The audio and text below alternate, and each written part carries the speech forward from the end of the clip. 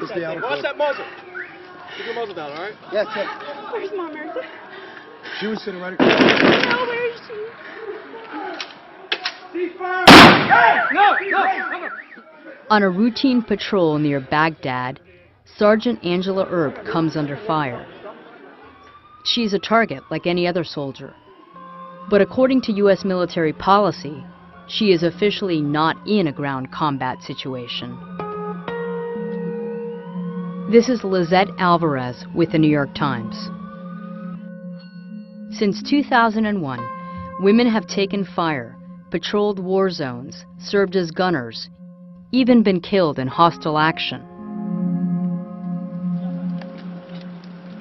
Women are side by side with males, and we've broken down that barrier, those misconceptions about what we can and can't do. But official military policy prohibits women from direct ground combat. I mean, if you have to be able to lift a certain amount of weight in order to do a certain job, then, you know, the weight's not going to know that whether you're male or female. I understand why they don't want females in a combat situation.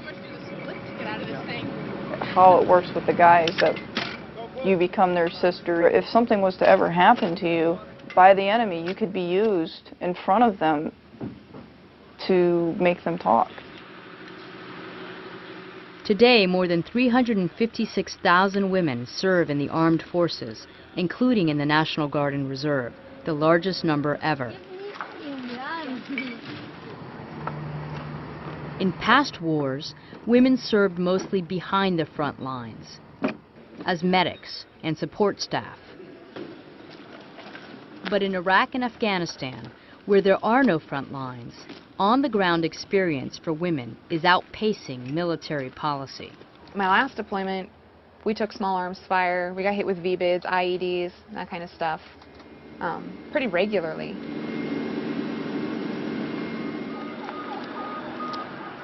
Contradictions abound. For example, women officers can lead some all-male troops into conflict, but technically they can't serve among them in battle. When I think about leading troops in combat, I don't consider the fact that I'm a woman. I'm more concerned with getting the job done, completing the mission, and taking care of the soldiers. At the start of these wars, there was concern that Americans weren't ready to see women coming home in body bags.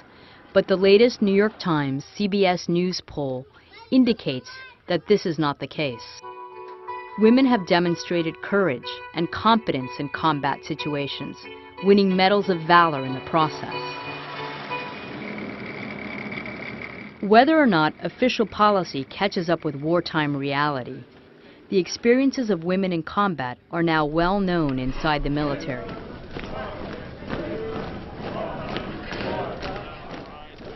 And for a group of young cadets at West Point, the potential dangers are clear.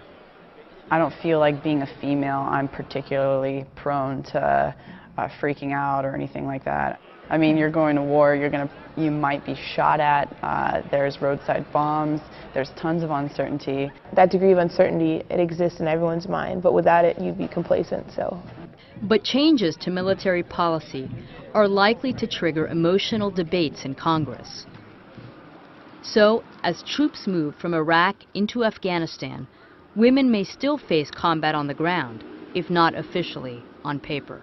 It's getting to the point where it's time to relook things, I think, and relook policy and ask if this really makes sense.